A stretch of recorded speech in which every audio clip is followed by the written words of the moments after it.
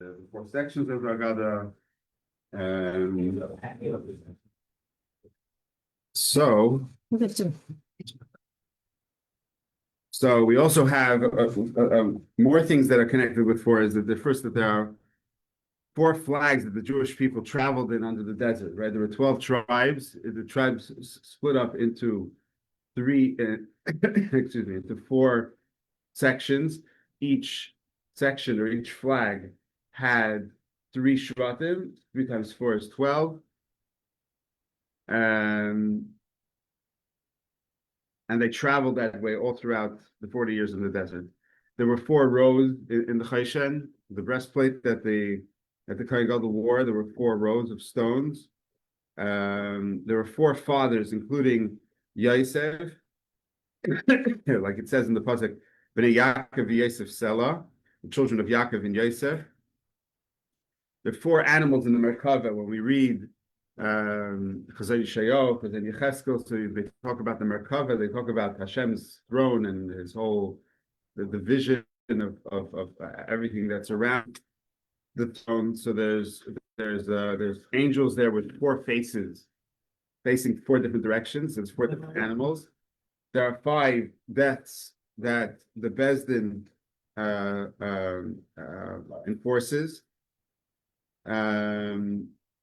The Chevron is called Kiryat Arba, the city of 4, which is the merit of the forefathers that lived there. There's the 4 corners of the tzitzis, there's 4 corners of the globe that Hashem will gather us from the time of when Mashiach comes. There's 4 mitzvahs that they did in Mitzrayim. They did Pesach, Matzah, Maror, and the mitzvah of Bris Milah. Of course, there's 4 worlds. And the 4 worlds represent the 4 sections of the Haggadah. The first one is Kiddush, to be Mekadesh, to sanctify, to make holy the world that we live in now. Then Magid tell the story of Yetzias Mitzrayim. This is talking about the time that we're living in now, which is Yemaisa Mashiach, the days of Mashiach. That it'll be K'mei Tzeitzcha, it'll be like the days that we left and the miracles that we saw when we left Mitzrayim. In the process of leaving Mitzrayim, we will see before the coming of Mashiach, which we're seeing now. Then you have the third cup, which is Brefus Hamazon, which is benching, which is the idea of Tchias HaMesim, where we'll have the Sudas Leviyasan and the Sharabar and the Ayin Meshumar. We'll have the special soda, the special meal that we will that we will have after Mashiach comes. And then the fourth cup is when we say Hallel. That's the idea of Eloh Haba, when there'll be Tchias HaMesim in a time of miraculous experiences. The miraculous experience that will happen in that time. Okay, getting back to the 4 questions. So, like I said, that there's all types of different Haggadahs, there are all types of different responses, answers, explanations for all the different types. For the obvious question that comes up about why do we respond to the Rasha in the way that we do. It says that the Rasha asks, "What is all this to you?" Because so it says that we blunt his teeth, this Hakei Shinav, or we punch his teeth, and then we say in a very antagonistic, very pointed, very strong way, we say, being that you took yourself out of the cloud, you've taken yourself out of the group by saying that it's not mine, it's yours. What's all these things that you are doing? So then, being that he's removing himself as part of the Jewish people, part of the Geula of Mitzrayim experience or process or journey, and he doesn't see himself as part of this, not part of going out of Mitzrayim, not 3,300 years ago, not today. So it says kafar be'ikr. So now he is like no longer part of the group. He's removing himself from the Jewish people. So the question is, why do we talk to him in this way? It's certainly not the way this is certainly not the way that this is certainly not the way that especially in Chabad, the way we do things. We're always looking to be makar people more and more and more. The question is, why do we respond to the Russia in this way? Do we not understand the question? Do we not understand the answer? And what is the deal? So, like I said, I found almost 20 questions to this answer, and I continue to find more answers. Just to name a few. So one of them is like this. Like this. Is that an eraser? What? Tissue? Okay.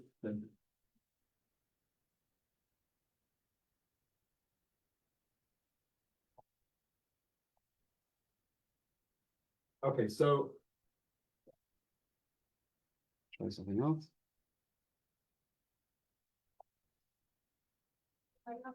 No, that's you're right. It's a sharpening. Thank you. Okay, Russia is 200, Shin is 300, and Ayin is 70. So that gives us 570. Yes? Okay. Then we have Shina. Is there anyone have Haggadah in front of them?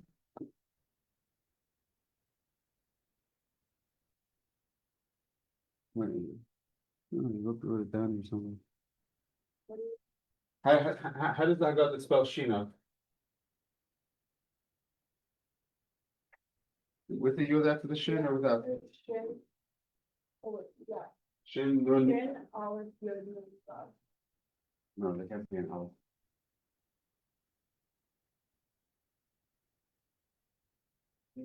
In the Russia, that's what.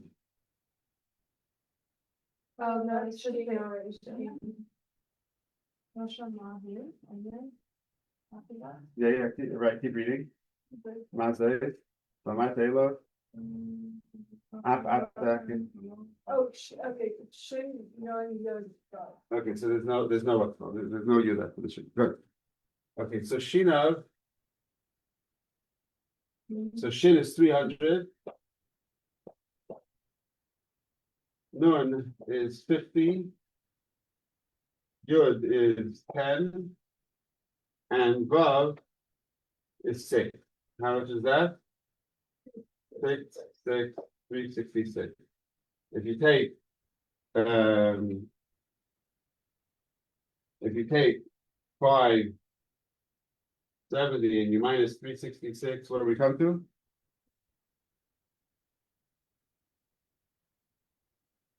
240. 204?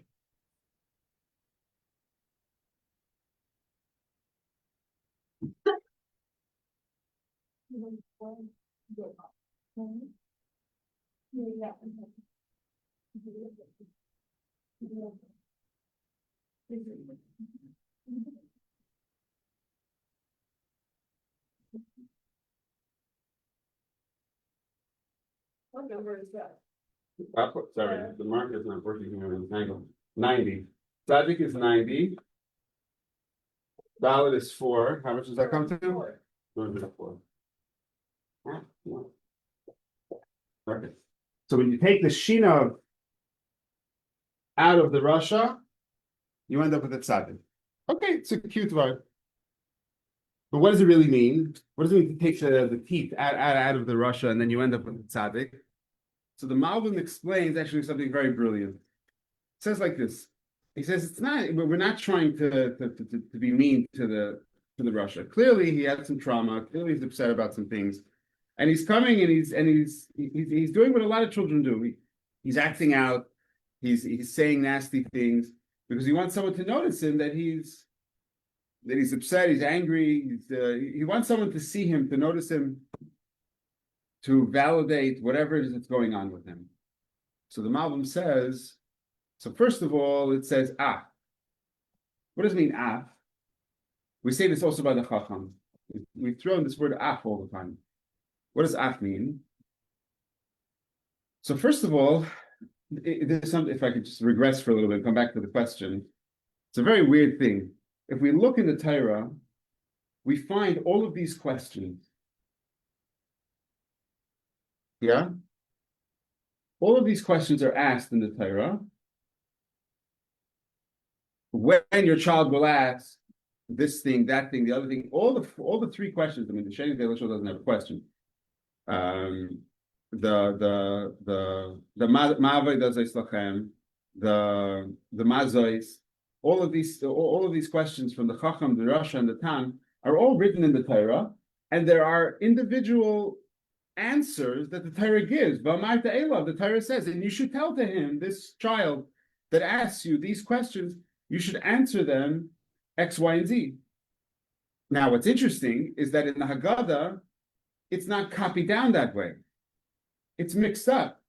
Either it's mixed up, like the Tam, the Tam says Mazais, so that is the answer for the Rasha or for the Chacham. So why did the Haggadah omit some of the answers that the Torah says clearly that it says that you should answer that child? And why did it place different answers from one child or another child by another child? What is the Haggadah trying to tell us? So the answer is, or one of the answers, there's no one answer to anything in Haggadah, but one of the answers is that that's what Af means. Af means that in addition to what it says in the Torah that you should say to the child, you should also say Af Emerle Pesach. Like by the Chacham, you should say everything that it says in the Torah, and then in addition, you should also say all the other things that it says in the Haggadah to say. So when it comes to the Rasha, it says first of all, tell him what it says in the Torah, which is a nice answer. And then also, also in addition to that, you should even also tell him, or you should even also punch his teeth. So what is this? So the Malbim says that what does it mean that you should say those things plus you should also blunt his teeth? So blunting his teeth or punching his teeth doesn't mean actually you should punch him in the face. It means blunting the teeth. That's what hake really means, is to blunt the teeth. Why? Because when a person is frustrated, angry, has frustrations in their life, so they tend to become tense and to grind their teeth. I started doing that actually a little while ago. And the last time I went to the dentist, I opened my mouth and he says, "What happened to your teeth?" He was like very upset. I did whatever I did to my teeth. I didn't know whatever. I didn't know what he's talking about. But he says, "Are you grinding your teeth?" So a person that has frustrations, so sometimes they'll grind their teeth, sort of it's a coping mechanism. People feel stress in their body in different places. Sometimes people have it in their jaw until they grind their teeth in order to get rid of the frustration. So what the Haggadah is telling us is what are the nicer answers to this question? What the Haggadah is telling us is that in addition to whatever you tell him, but you have to make sure that he's seen, and that you have to bring down the anxiety, to bring down the frustration, the stress, whatever he's upset about. Let him know that I hear you. You're here at the Seder, which is a big thing. The Rebbe talks about the fifth son. The fifth son is not at the Seder. The fifth son is the indifferent, the apathetic son, the son that doesn't even think that the Seder is important enough to show up. So the Rebbe says we have to go out into the street and we have to find that son and we have to bring him to the Seder. But the Rasha, he's at the Seder. And he's at the Seder every single year. It's not like one year he's there and then the next year he says, I didn't get good questions or someone punched me in the face, so why should I come back? If we did punch him in the face, chances are he wouldn't come back the next year. And so therefore there must be another reason for this. And this is what the Malbim says, that it's about even though you may not deal with his anger, but let him know that at the Seder it's a safe space. Let him know that he's seen and understood at the Seder. And then tell him the things that Hashem tells him to tell him from the Torah. And if it works for him, good. And if not, at least he'll have a good experience and he'll come back next year. Okay? Another answer from Shimon Shkrapi says that eating, right? We say in the beginning of the Haggadah that we say two things. We say kol dich ben yesev v'yechel, anyone who's hungry should come and eat. And kol ditzrech yesev v'yifsach. So we said yesterday that it's a strange thing. Why are we inviting people in the middle of the meal? So we're not inviting people in the middle of the meal. We're saying in the beginning of this whole thing. Yeah, I was once in Massachusetts by a shliach. I davened for the Amit for Rosh Yom Kippur. Actually, just Yom Kippur. So this was a very new shliach, very new minyan, new people that were coming to a new shul, and they had no idea what to expect. So the rabbi is accompanying sort of the davening with explanation of what's going on. So to sit, to stand, to say this, to say that, whatever. And then when I came to the Haggadah, right, is like a half of Musaf, and you don't really even say it out loud. You say it quietly. You say something at the beginning, the end, here, there. So I started reading, and because I'm by shliach, and I know people are hungry or not interested or whatever. So I start reading like a mile a minute. But you can only do that when you're like quietly. You can say every word more clearly when you're saying it out loud. So I'm reading as fast as I can. And the shliach gets up and he says to everyone, so now the chazan quietly is going to read the Seder Avodah, the order of the service of the high priest in the Beis Hamikdash, and that's going to go on for the next 30, 40 pages. And we are all welcome to follow along in the English, and the chazan will say some of the parts aloud to let us know where he's holding. And as he said 30, 40 pages, like 8 people, which was 70% of the minyan, all stood up in unison and walked out of the shul. They're not religious people. They were like, the rabbi twisted their arm. They said, please come from Kippur. When they said the next 30, 40 pages, and there's no cantorial entertainment or whatever, they all just walked out. Fine. There was one time I was davening, and suddenly I felt that it was very, very quiet. And I turned around. We were in the middle of the Eilah. And it was in a big, like a basketball court, like a big auditorium or something like that. And they had food set up all the way at the other end of the auditorium. At a certain point in the middle of the Ne'ilah, I turned around and everyone, they're all on the other side of the thing. They're all eating and whatever, talking or whatever. But it was the whole minyan part of the thing, which was on one side of the room, was completely vacant. At any rate, fine. So eating can be done for a taiva because you want to stuff your face, or because of the spiritual spark that's in the food, right? 2 people, they're eating a steak. One person says a bracha before, a bracha afterwards. He has in mind that he's going to eat and then he's going to be able to go do good things and so on. So Haki Yeshinav means that you should remind him that there are 2 types of people, right? Going back to what I said before, you have 2 types of people that come to the Seder. One person is hungry and is waiting for the Haggadah to be done as quickly as possible because he wants to eat. And that's called dich ben yesev v'yechel. We tell him in the beginning, we said here, we're going to, it's like the shliach that said next 30, 40 pages. In the beginning of the Haggadah, we say, we just want to let everyone know that we're not eating yet. We have another 30, 40 pages. It's not really 30, 40 pages, 20 pages, whatever, of Haggadah that we're going to say. And we're going to say it slowly, and we're going to talk about it, and we're going to say the whole Haggadah and everything. And then we're going to eat. So if you're starving, if you're fainting, starving, and you didn't know that this was the program, so no problem. Dich ben yesev v'yechel, you go into the kitchen, everything's on the fire. You can take whatever food you want and eat and press and stuff your face and something. No problem. If you're here for the taiva because you're hungry, it's okay. We're okay. A Jew is hungry, give him to eat. No problem. So yesev v'yechel, you should go and eat. No problem.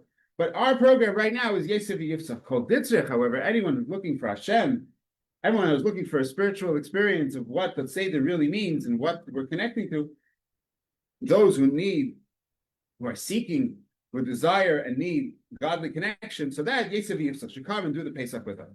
So Shimon Shkop says the same thing about the Rasha.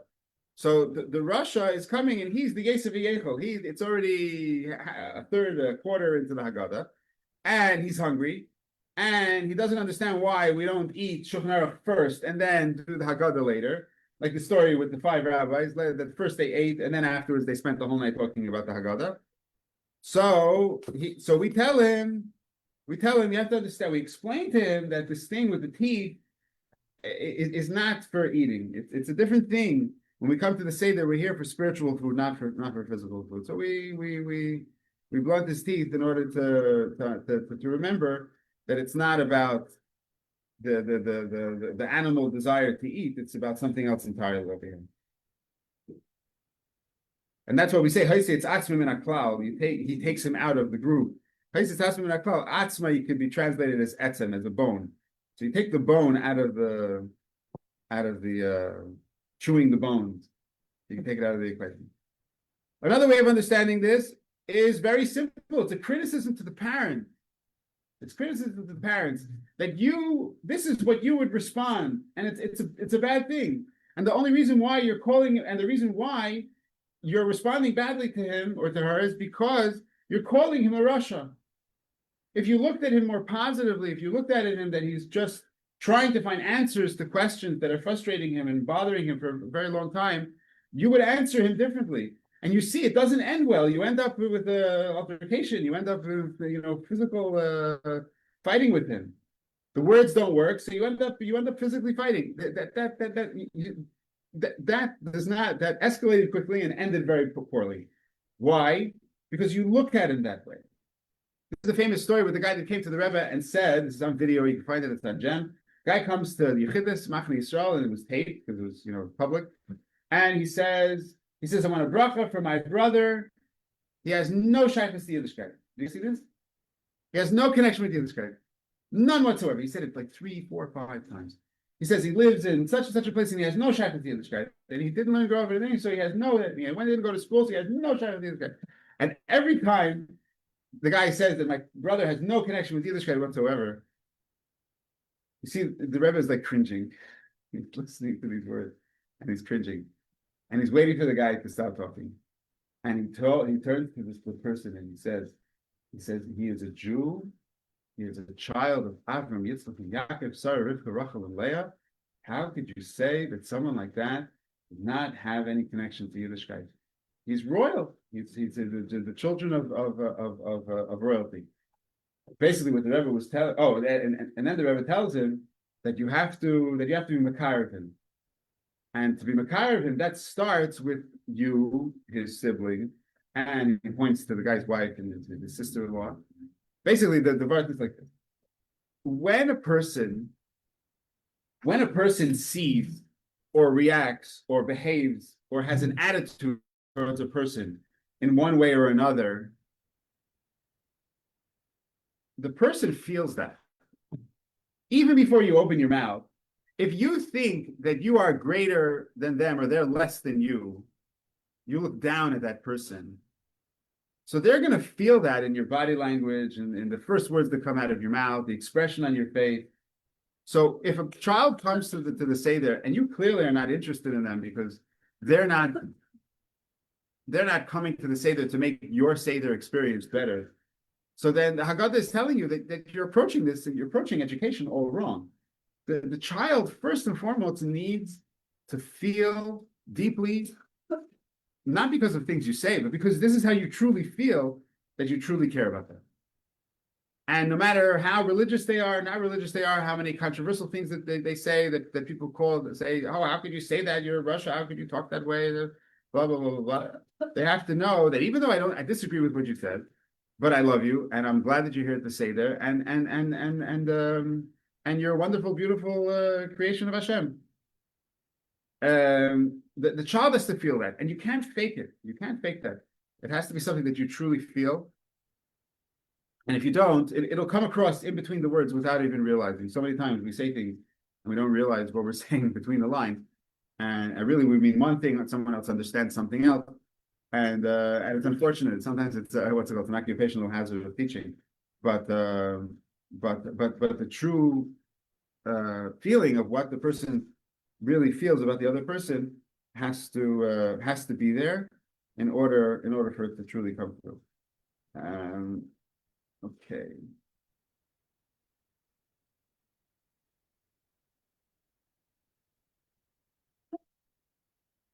This is another verse from the Apter Rav. This also tells us something interesting about Yetzias Mitzrayim, that we have the famous Bali Machlekes, the two famous arguers, complainers, the two people that riled up all of the problems in the desert and before the desert, after the desert, the Kairach, the golden calf. They were in the middle of all, there's always that person that, like, when there's something going wrong, there's always like that troublemaker that's right in the middle of the mix. And so that was Dasan and Aviram. The question is, why did Hashem redeem Dasan and Aviram? Like, why, if they were such wicked people, so why did Hashem redeem them? And obviously, this is who we're talking about, because Moshe tells Dasan and Aviram, Russia, and I'm sorry, they tell Moshe Rabbeinu, they say, no, sorry, I had it right the first time. Moshe Rabbeinu tells to Dasan and Aviram, he says, Russia, lama sakereyacha. Right? That's in the pasuk when he says, Russia, why are you hitting your friend? So he was talking to Dasan and Aviram. Yeah? You knew that? No? Okay, now you know. So if they were so that's the Russia in our story. So clearly Russia that we're talking about here in Haggadah is talking about that. And then and they made nothing but trouble. Right? We have the famous story with the baby in the wall. It's a gory story, but do you know what it is? No, I don't want to. Yeah, if you know it, tell me so I don't have to get into it. I don't know. You don't know it, but I don't have to. You don't want to. Okay, I'll leave out the gory details. You forgive me? Yeah. Okay. Please do. Okay, so many children were killed in a grotesque way to fill up the quota for bricks that the Jewish people had to fulfill daily. Like every break they didn't. Okay, so she said it. So Moshe complained. Moshe, the great lover of the Jewish people, complained. And he says, how could you do this? It's horrible. I mean, here, 3,000 years later, there's someone that doesn't even want to hear it. And who wants to hear it? It makes sense. No one wants to hear it. It's horrible. It's grotesque. Using babies as bricks. That's like you couldn't find a better way. It's like so. Like the imagination is like a little crazy. Like couldn't we put another idea at the Pharaoh's head, like something a little bit more humane? So, and he says that it's Jewish babies. He said, what did they do wrong? You know. So Hashem said, I'm weeding out. You know the answer? You know the story? Okay, so can you hold on to it? Yeah. Okay. So Hashem says, I'm weeding out the thorns of the Jewish people. You're going to thank me for this later. Hashem knows these things. You know, the question, Hashem. What? That's so contradictory to like what he did with like Ishmael and like you have to. So he's getting rid of them because they have the potential to become. Not potential. These people were going to be horrible people. Okay, he also The babies? Yeah. He met Ishmael bad apple. too, but even though he knew that he was gonna go off and They do didn't it. get it to that. Yeah, and baby. So they were born for whatever reason, and then they died wholly pure, without making mistakes, without doing things that they would be punished for all eternity. Other people do too, like even though he knows. That's exactly what Moshe said. He says, how could you do that? He says people have endless potential and the ability to do tshuva, and we have great leaders and elders and prophets and righteous people. Maybe they'll do tshuva. Maybe we'll bring them back and dissuade them from doing bad things. So Hashem says, "Fine, you think you know better. Fine, go ahead, take the baby out of the wall. I'll revive it." They took the baby out of the wall. He revived it. Nothing but terrible in this case for him. Not only that, but the things that he brought, the idolatry that he brought into the Jewish people, plagued the Jewish people. The Jewish people were punished. There were countless wars, countless lives were lost, and eventually it led into the destruction of the space in Mikdash. What was baby? Micha, Just one baby? one baby, called Pesel Micha. He brought with him idolatry, and it went with the Jewish people all throughout the desert, all throughout the era of the Shaitim. And the whole story was done, and they went up, and they went to a priest, or whatever that was. That was Micha's Avodah Zarah, and all the other Avodah Zarahs that his lasted, his stuck.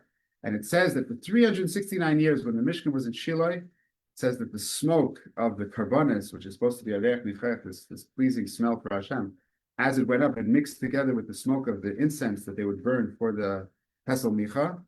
And it was tainted. All the years of the first base of Mikdash, it was tainted because it had this ugly smell from the incense of the. I'm not defending it. I'm just telling you the story, right? You realize all these things that I'm telling you. It's not. I'm just telling you things that it says in Torah. We can argue about it, and you can and we can deal with it after. But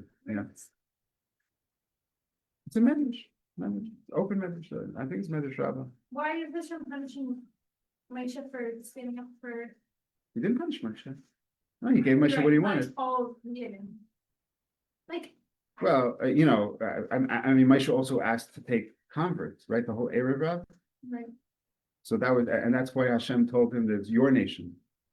Your nation has sinned, right? It's like parents, like the father comes home and he says, and the mother says to the father, look what your child did, right? It's like, go discipline your child. Like right, when he makes mistakes, it's your problem.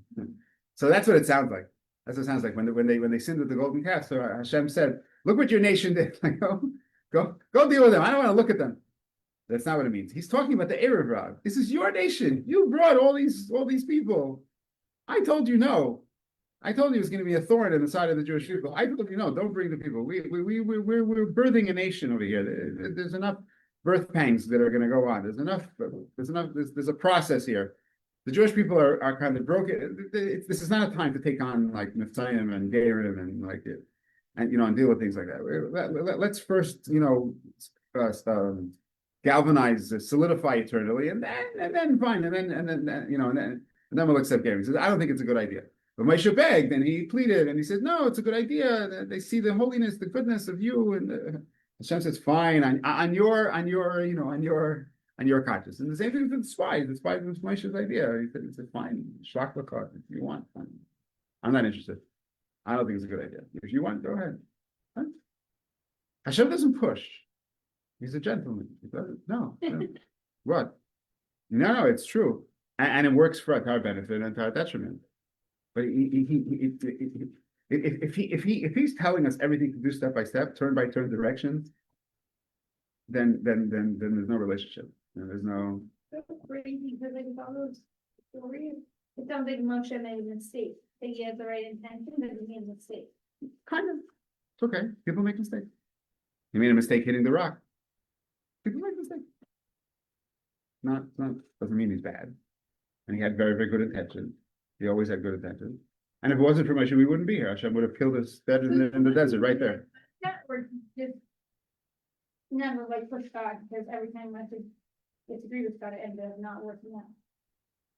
Sometimes it worked out. Sometimes he had the right idea. And he also understood that we have to make mistakes. You have to make mistakes in order to grow, to learn. How will you know what's right and wrong if you don't make mistakes? You can learn from other people's mistakes, but this is the beginning of the story. He didn't eat from any tree that Hashem told him not to. He learned from others' mistakes, but the other, like he did, we have a long, long line of people that made mistakes. Those people hadn't come yet. We don't know who they were or what the mistakes were. Make sense? Yeah. I'm sorry if I traumatized you. I didn't mean to. Yeah. Okay.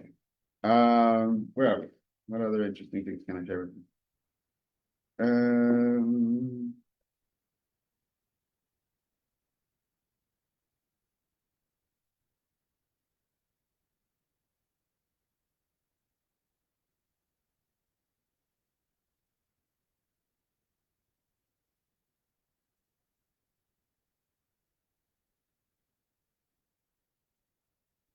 Yeah, the Malbim.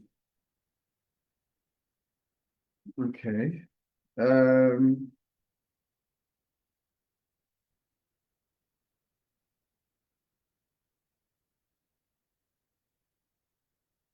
Okay.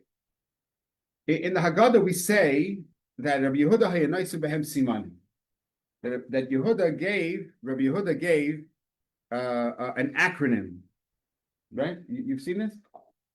If you open up the Haggadah, we have three words. We have the 10 makis, which is to pour the wine off. Then also it says, yeah, and then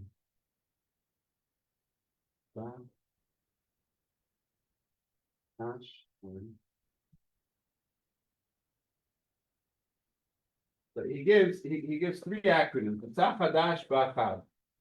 So this is an acronym for Dam, Tzvardei Kinim, Arav Dever Shchin, Barad Arba Chaysha B'Chayres. Yeah, you remember this in Haggadah last year? So why? Is it really so difficult? Every 6-year-old kid in school has a song for the 10 makis, and they all know it. and they sing it, and it's pretty easy to memorize. It's not such a big deal. But he decided to bring simanim. He decided to make condensed, compressed, what's it called? So the question is why? So one of the reasons is because he wanted to show that the makes are split up into three parts. There's the first three, the second three, and then the last three, and then the 10, which is kind of its own thing. What do these sections tell us? So first of all, in the Torah we learn that the first two was with warning. Moshe came to Pare and he said that I'm warning you that this is what's going to happen. And then it happened. And then the third one was Wutaf. And that happened in sets of threes. That's one thing that he's pointing out. Then there's also three sections of the Makis. The Tzach was done by Aaron. Dam Tzvardeya and Kinim was done by Aaron. Adash, Arev Dever Shchin was done by Moshe. And Bachav, Barer Arba Choshech and Bechoros was done by Hashem. Okay.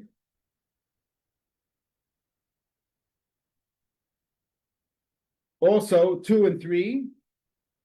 The first two was with things outside, right? Dam was with the Nile, and the fish suffered. Tzvardeya, again, it's outside. It was an outside thing. It wasn't on the body of the Mitzrayim. And then Kinim, lice, was on their body. No, they jumped into the oven. Because but they ate it. No, that's not. Okay, maybe the person that says this doesn't agree with that. That is written in like Chumash, like that is like, That's Chumash that it was in their stomach. in their stomach. It was not even Really? Rashi. Yeah. Can you show me? Yeah. Please. Okay. All right, so maybe he's wrong. I don't know. Whatever. Where's the Chumash here? This is what I'm sure there is. Okay. Then we have Dam Tzvardeya Kinim, Arev Dever Shchin, right? Arev is the animals, the wild animals. Dever is the plague of the animals, and then Shchin is the boils on their body. And then Barad Arba Choshech, and Marcus Bechoros, of course, was them on their own body.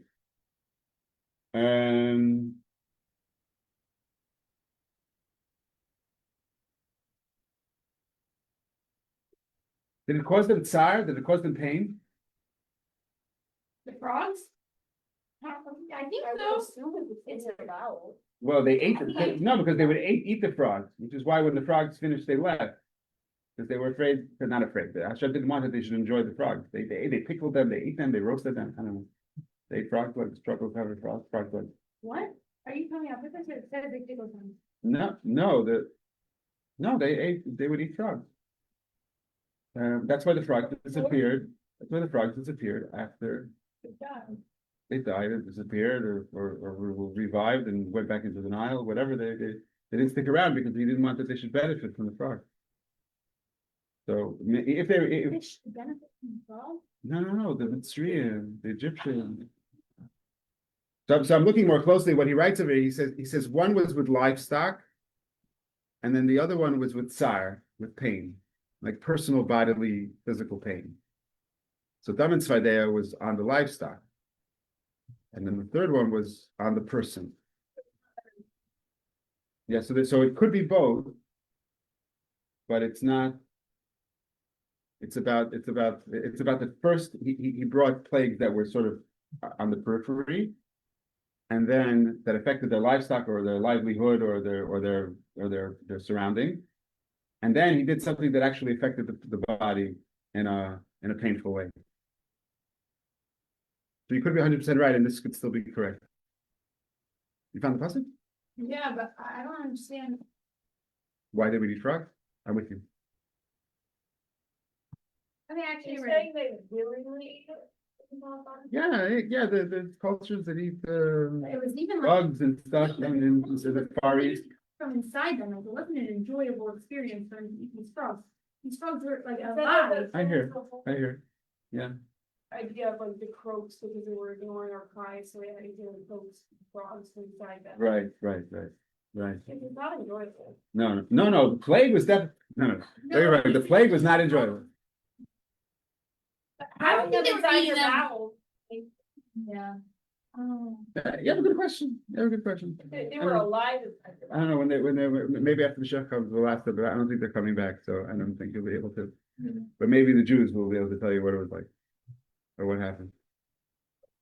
There's a ton of details that were We're like missing. piles of questions that I'm waiting to ask.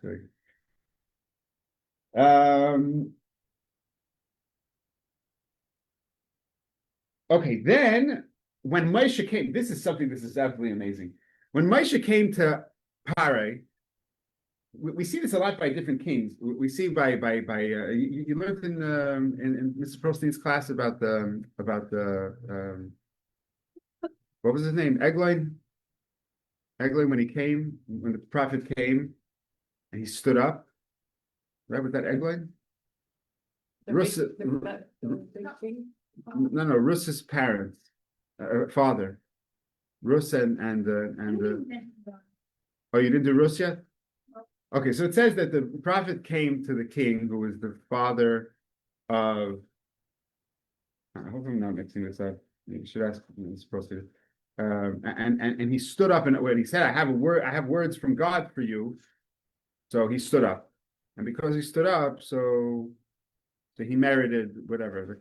So we see this a lot. We see this a lot that when the way people respond immediately has a big thing. Jews have a lot more leeway, and they have a lot more time to do tshuva. But with non-Jewish, especially kings, like whatever they respond immediately, that's it.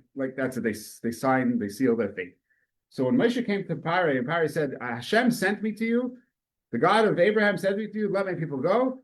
He said, "Who is this God? What's his name? I don't know him." He looked in the books of gods. He says, "I don't know who this person is. I don't know who this God is." So Hashem said, that really upset Hashem.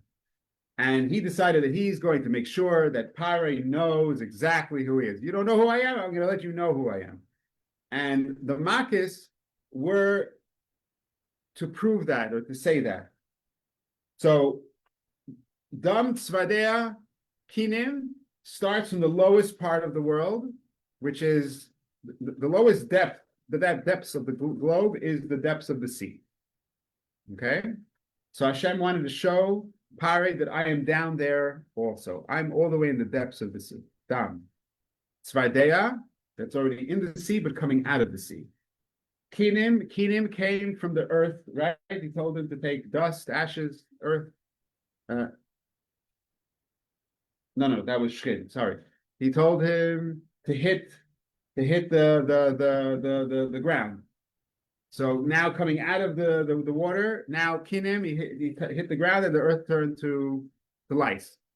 So that's one step up. So he says, okay, so I've got the water, I've got the depths of the ocean, I've got all the living creatures in the ocean, and now I own the land also. What's next? Those for the Kinim Arev, the wild animals, not just the ground itself, but everything that walks on the ground. Dever, also domesticated animals, the animals that you have in your house. You can't protect them from me. I'm in charge of everything. Then Shchin. So now the next level: animals that live in the wild, animals that live in your homes and in your farms, and then people also. I'm also in charge of it. I created people, and I decide what happens with them.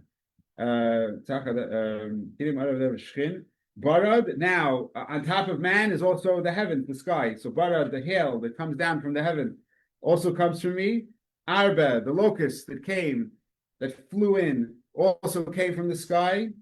Chayshach, the celestial bodies that are even above the sun, the moon, the stars, the things that are above the sky, I'm in charge of. And B'chayres, the angels and who dies and who lives or whatever, also that I'm in charge. So he told him, he says, I run and I'm in charge of everything all the way from the depths of the earth all the way up to the heavens. In the words of Chassidus, all the way to the highest levels, all the way down to the lowest level.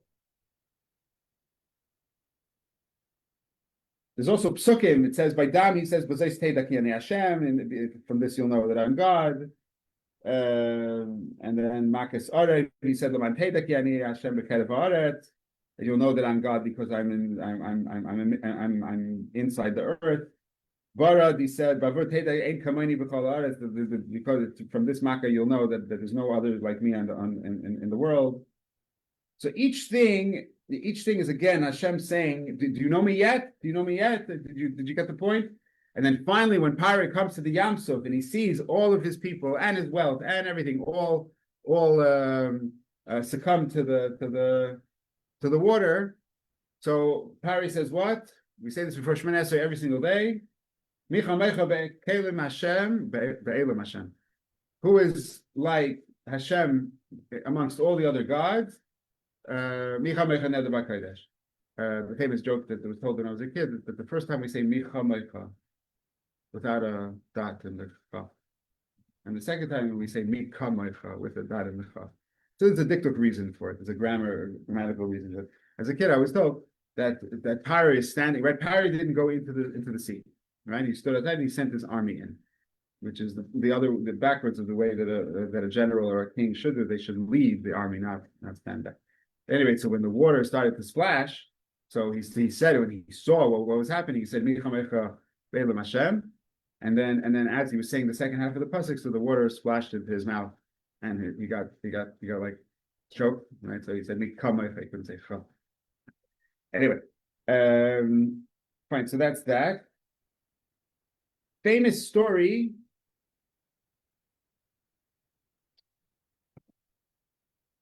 But one of the during the time of the Tzemach Tzedek, famous story with one of the enlightened people that were trying to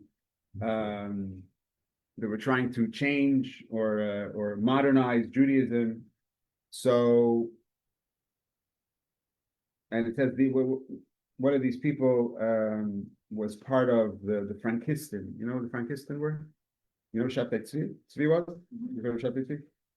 So this guy Yaakov Frank, kind of followed Shabtai Tzvi. Shabtai Tzvi was in the Middle East, and Frank was in Europe, Eastern Europe, whatever. And he started a Messianic movement and so on. And ultimately he pulled a lot of people away from Judaism.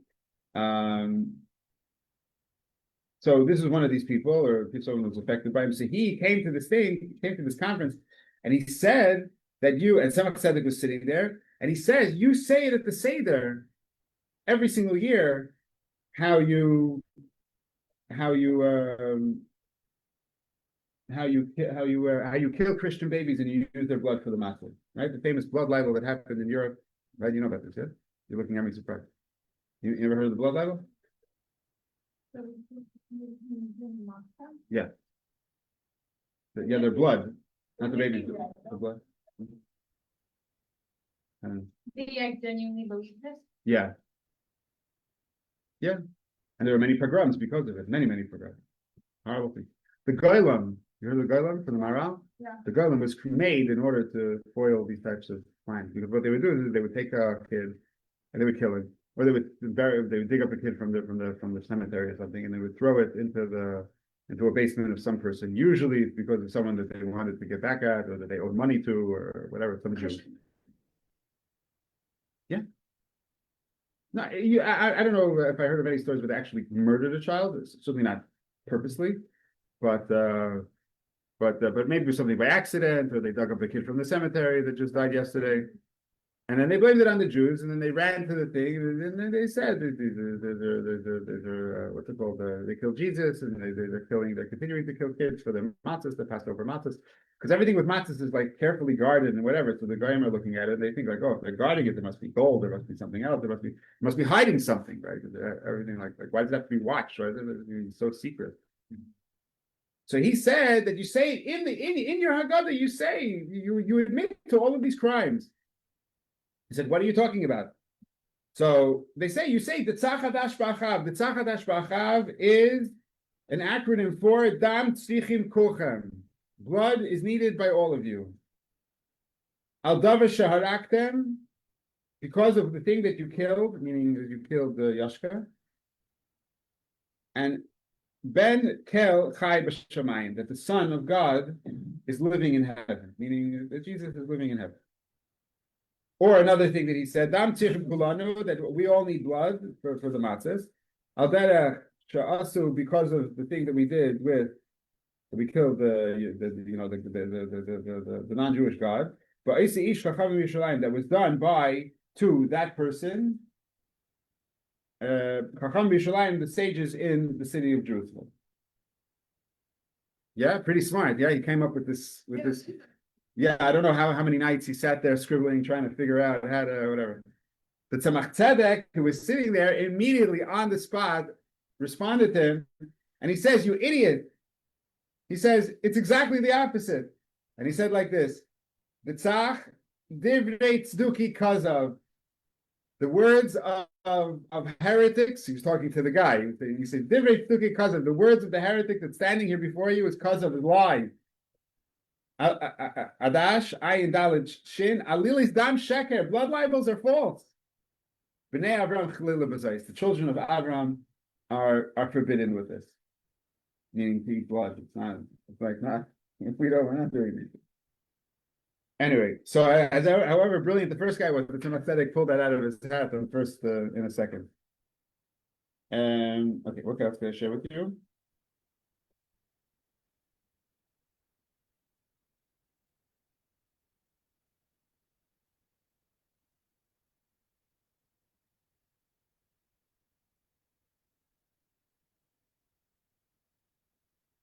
Four cups for the shyness, 4 cups of pare, 4 kingdoms, 4 letters in Hashem's name, 4 elements, 4 things in Galus, the Jew Hashem Torah and kings or angels, 4 rivers that flow out of Gan Eden, 4 mothers.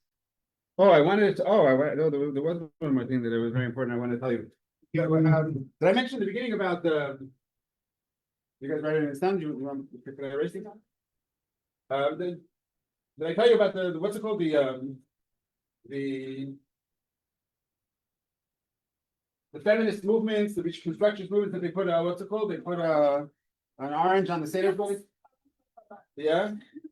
Okay, so why do they do that? Because they feel that women need to be represented. That's to be what? Feminist color.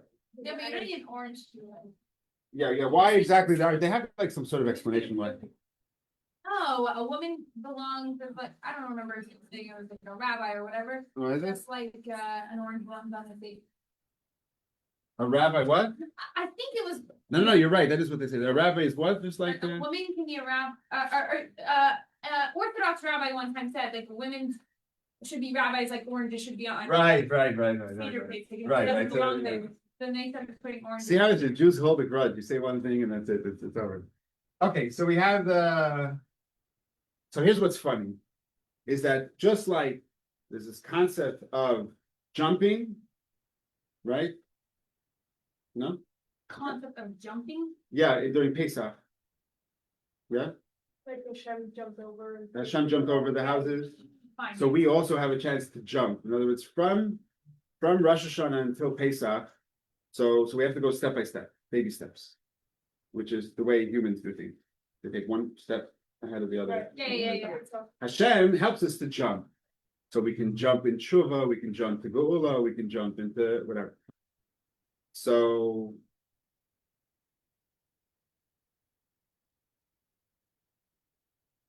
that's feminine energy. Feminine energy is circular, the masculine energy is direct.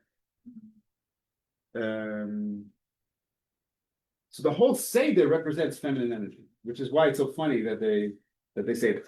So here it is. You have the Seder plate. The Seder plate is round. Women are represented by round energy. Round energy instead of direct energy. Right? Yeah. Yeah, you've learned about this? Yeah. Okay, fine. So the whole Seder plate is the fact that it's round. The matzahs are round specifically. We could make square matzahs. You can make shmura square matzahs, technically. But we specifically make it round because round is feminine energy. Okay. Then we have and this is Malchus, which is again femininity. Then we have the Seder plate. You have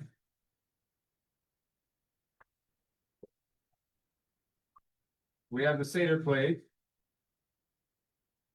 and it looks like this. You've got 6 items on the Seder plate, and this, if no one noticed, is the structure of the sphere, right? You've seen the images like this with the triangles. So that's what it is. It's 2 triangles, one on top of the other. Chesed, Gvura, Tveres, Netzach, Din, Yisod. Okay?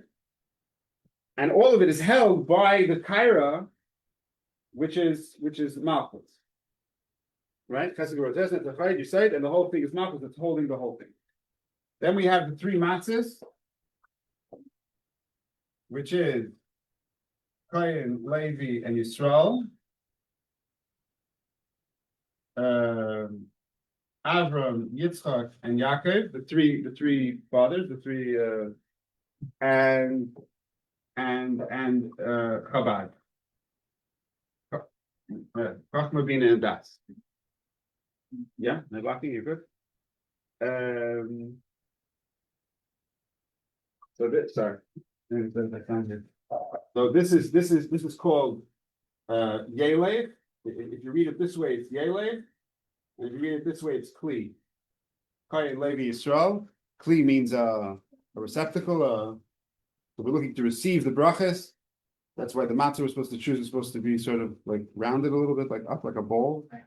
And when and downward we receive the blessings, and upward, Yelech, then we're going out of Golus, going out of the time, going out of all the problems. And then of course the 4 cups.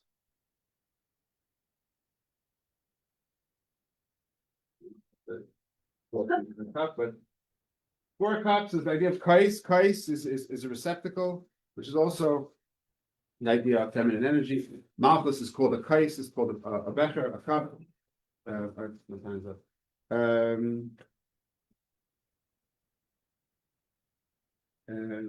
Yeah. What? That's it? What? You just did that to show us that they're symbolic? Yeah, what else? Oh. What else did you want to know? I don't know, I just thought that was like. What do you mean? There's a deep Kabbalistic intention going on there. What are the intentions? So each thing you could understand that each thing is its own. That each thing that's on the Seder plate it represents the Sphira, and yeah. Anyway, in the first class, I asked everyone to keep my son in mind for Tillin. So thank you for what's it called. He's coming home today. He's gonna run today? Today, yeah. He'll have to go back, but he's coming home today.